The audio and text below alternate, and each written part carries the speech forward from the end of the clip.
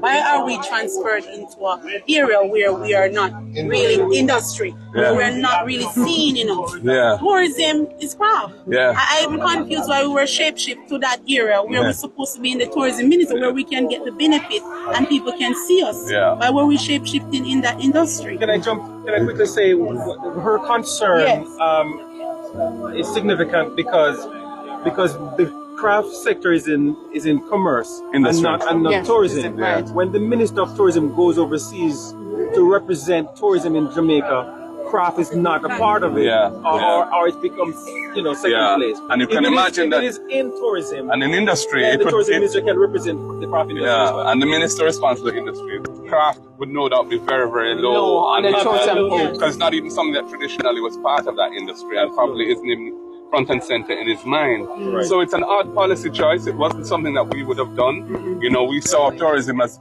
craft as being very much part of. Though we agree that there are other elements like culture that come into it as well. And even industry as well, there are aspects of the business that would require their input. But in terms of who's responsible for policy and driving the improvement and development of the craft sector, it should be the tourism industry because it's largely dependent on tourists. Exactly. So it makes sense that it should be there. Right. Also, if they are required, if all craft traders are required to be TPD Licensed. and they have a JTB license. So So there's I'm not talking about police record. I'm talking about TPD which is tourism, and JTB which is tourism. Yeah. Hence, So there's an incoherence. There's a definite incoherence in that policy. That's clear. But we're just saddened that these families that are dependent on craft and have been for generations, some of them, and have the know-how, have the passion for it, and want to be part of the tourism industry to make our tourists feel happy and wanted and want to come back and leave Jamaica with that authentic piece of Jamaica and not being treated as priority participants in the industry. Something's very wrong with that, and we will have to fix it. Yes. Thank you very much. So that video that you guys just took a look at it with the opposition leader Mark Golden. He visited the Ocho craft vendors yesterday, Ryme Nation family, to hear their concerns. So recently, Prime Minister Andrew Holness stated that he's going to give them a waiver from December to June.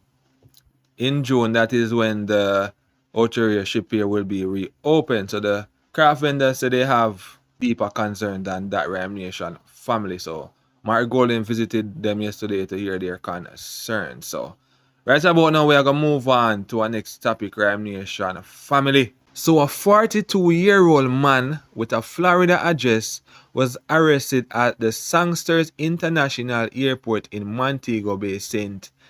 James, Ryme Nation family, after he was caught smuggling with 24 guns and over 200 rounds of ammunition, Ryme Nation family. This is quite concerning and alarming. What about the other guns that passed through the Sangsters International Airport and them never hold on upon them? What about the other guns? Is this just a distraction? Just to distract us from the other amount of guns where come through the Sangsters International Airport, Ryme Nation family? As what I said, is quite concerning and alarming. So here we go on. Me have the article from Jamaica Gleaner. So me I go read the article and the man who control the crime portfolio that Dr. Horace Chang spoke on the matter. So I have that audio for you guys as well. So if you made it this far in the video and you haven't liked the video as yet, please do so. And if you haven't subscribed to the channel as yet, please do so. Whenever you guys subscribe to the channel, it helps the channel to grow and helps YouTube to push the channel out there. So please remember to subscribe.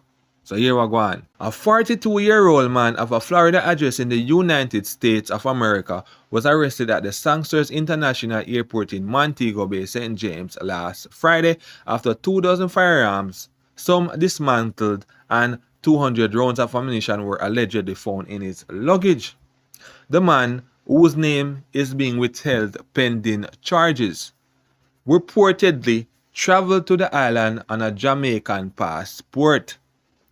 A police officer familiar with the situation confirmed that the man was arrested, but said that as of late, yesterday he had not been formally charged.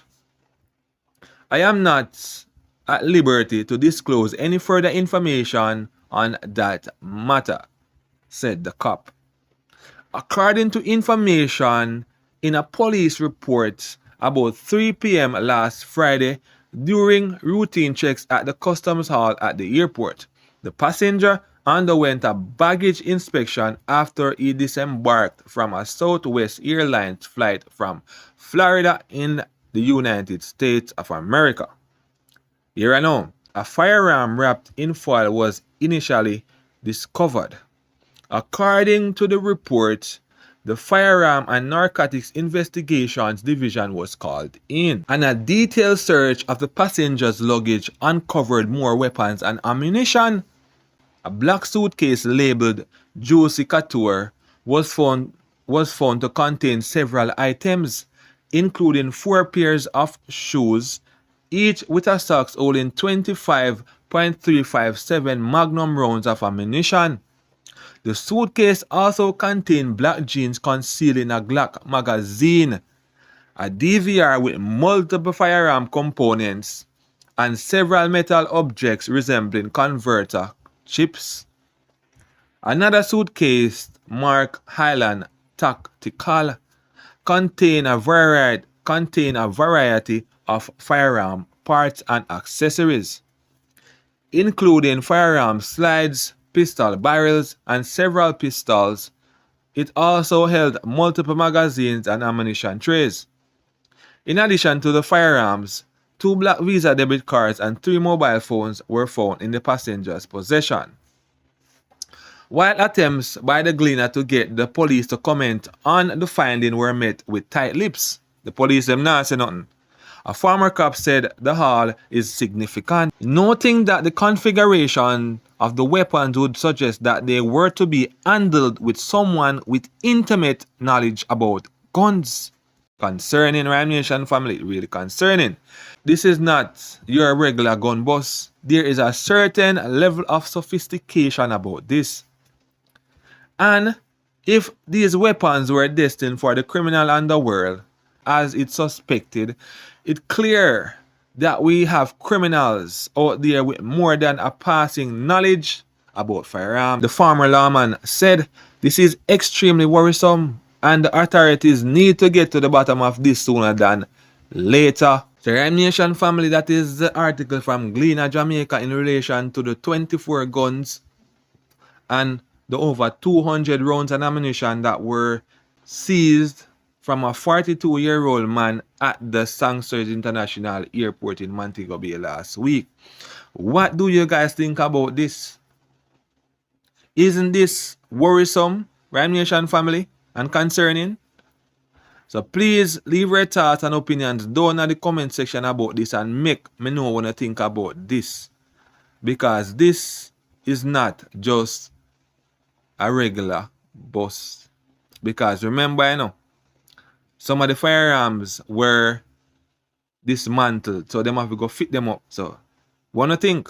Leave your thoughts and opinions down in the comment section and let me know.